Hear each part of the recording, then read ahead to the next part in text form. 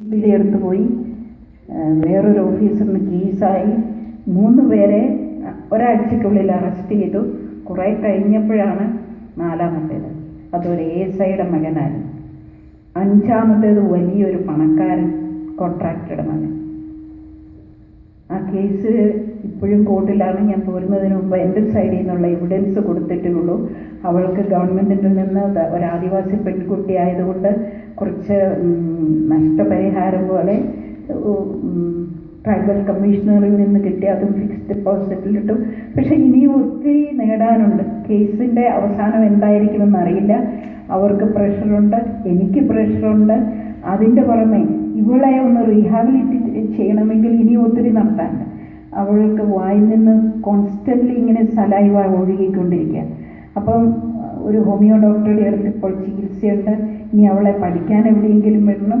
ഇങ്ങനെ ഇപ്പോഴുള്ള ഒരു പ്രധാന സംഭവങ്ങൾ റെഗുലറായിട്ടുള്ള, ഇവിടെ പെൺകുട്ടി മിസ് ചെയ്യുന്നു, അവിടെ പെൺകുട്ടി മിസ് ചെയ്യുന്നു, അവിടെ ഇന്ന കുട്ടിയെ കാണാനില്ല.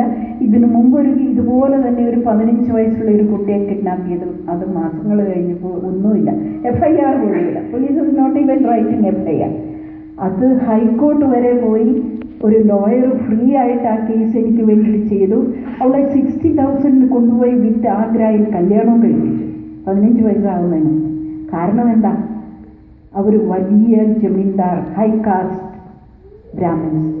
അവർ പറയുന്നു, വളരെ അഭിമാനത്തോടുകൂടി അവരുടെ വക്കീൽ പറഞ്ഞതാണ്, ഹംകോ ജാത് കോയി മതലബ് നെയ്യ്, ജാതിയൊന്നും ഞങ്ങൾക്ക് പ്രശ്നമില്ല. വംശവൃദ്ധിക്ക് അടുത്ത തലമുറ ഒരു ആൺകുട്ടി ജനിക്കാനായിട്ട് ഒരു പെണ്ണ് വേണം. അച്ഛനാ ജാതിയും മതമൊന്നും പ്രശ്നമല്ല.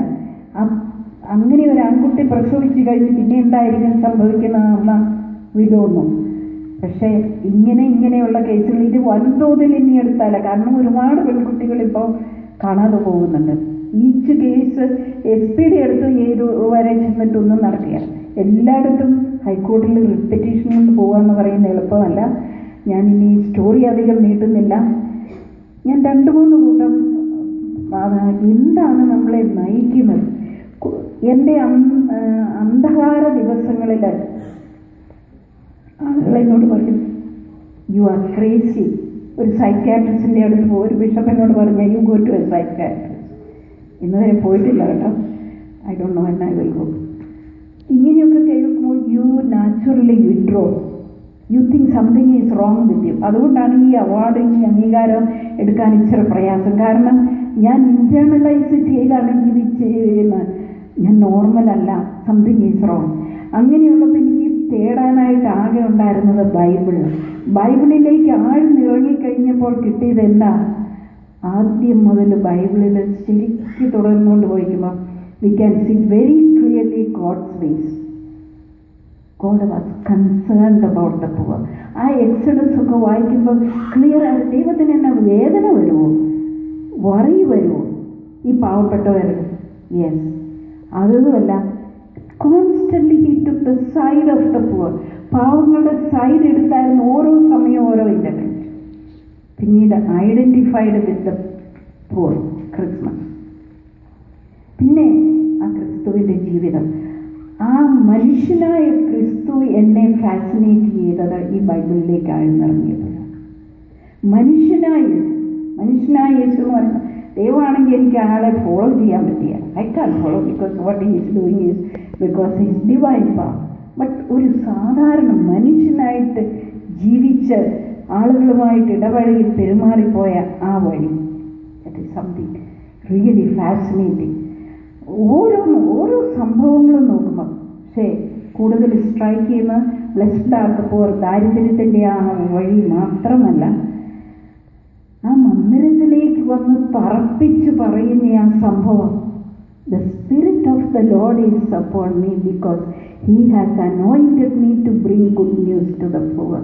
സുവിശേഷം പോയി പ്രസംഗിക്കാനല്ല പറഞ്ഞു, അവർക്ക് സുവിശേഷം കൊടുക്കുക. റിലീസ് ടു ദ ഒപ്രസ്ഡ്, അടിമകളായവരെ സ്വാതന്ത്ര്യത്തിലേക്ക് കൊണ്ടുവരിക. ഞാനത് മുഴുവനും നിങ്ങൾക്കെല്ലാം വായിച്ചറിയാവുന്നതാണ്. അതിൻ്റെ അവസാന ഭാഗം എന്താ? Jubilee year, egalitarian society. സമത്വ സുന്ദരമായ ഒരു ലോകം, ഒരു സമൂഹം, ആർക്കും ആരെ പറ്റിയും പേടിക്കാതെ, ഒരു ആൻസൈറ്റി അപ്രിഹെൻഷൻ കൂടാതെ ജീവിക്കാവുന്ന ഒരു സമൂഹം, സ്വാതന്ത്ര്യമായിട്ട് ചിന്തിക്കാവുന്ന ഒരു സമൂഹം. അത് ക്രിസ്തീയ മതത്തിൽ മാത്രമല്ല, നമ്മൾ ഓരോ ഭാരതീയർക്കും നമുക്കുണ്ട്.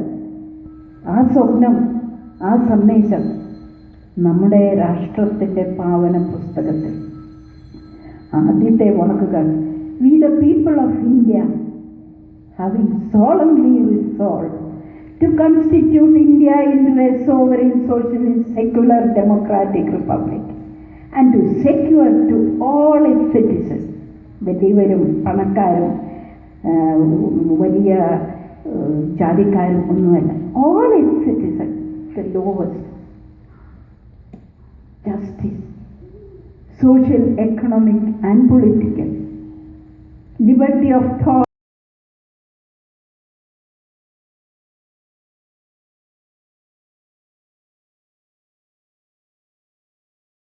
among them all fraternity, love, sahodriya, assuring the dignity of the individual. I say the word dignity very clearly. Human dignity is very important. Dignity of the individual, unity and integrity of the nation in our Constituent Assembly this 26th day of November. Enact, adopt and give to ourselves this constitution. നമ്മൾക്ക് വേണ്ടിയിട്ട് വാഗ്ദാനം ചെയ്ത, നമ്മളുടെ ഓരോരുത്തർക്കും അനുഭവിക്കേണ്ട ഒരു നല്ല ലോകത്തെ ആ സ്വപ്നം, ഇത് രണ്ടും മുന്നേ വെച്ചുകൊണ്ടിരുന്നാൽ ഇന്ന് ലോകത്തിലും നമ്മുടെ ചുറ്റും കാണുന്ന ഓരോ സംഭവങ്ങളും കണ്ടിട്ട് അഭിനയിച്ചുകൊണ്ട് ഞാനൊന്നും അറിഞ്ഞില്ല എന്ന് വെച്ച് പോകാൻ സാധിക്കില്ല. Impossible. We all have a duty to build up that beautiful community, beautiful society. അതാണ് എന്നെ നയിച്ചുകൊണ്ട് പോകുന്നത്. ഇന്ന് ഇവിടെ വരാനും ഈ തണുപ്പത്തും ഇവിടെ നിങ്ങളോടുകൂടെ ചെലവഴിക്കാനും സാധിച്ചതിനും എനിക്ക് ഇത്രയും പേര് ഇവിടെ വന്നിരിക്കുമ്പോൾ, ഇങ്ങനെ ഒരു പരിപാടി അറേഞ്ച് ചെയ്യുമ്പോൾ I feel I am no more alone. ഒരുപാട് ഊർജവും ശക്തിയും കിട്ടുന്നുണ്ട്. ഇങ്ങനെയൊരു പരിപാടി ഓർഗനൈസ് ചെയ്തതിൽ ഈ മലയാളി അസോസിയേഷനും അതോട് ചേർന്നുള്ള എല്ലാവർക്കും ഒരുപാട് നന്ദി. നമസ്കാരം. എല്ലാവർക്കും ദൈവാനുഗ്രഹം പ്രാർത്ഥിച്ചുകൊണ്ട് നിർത്തട്ടെ. Thank you.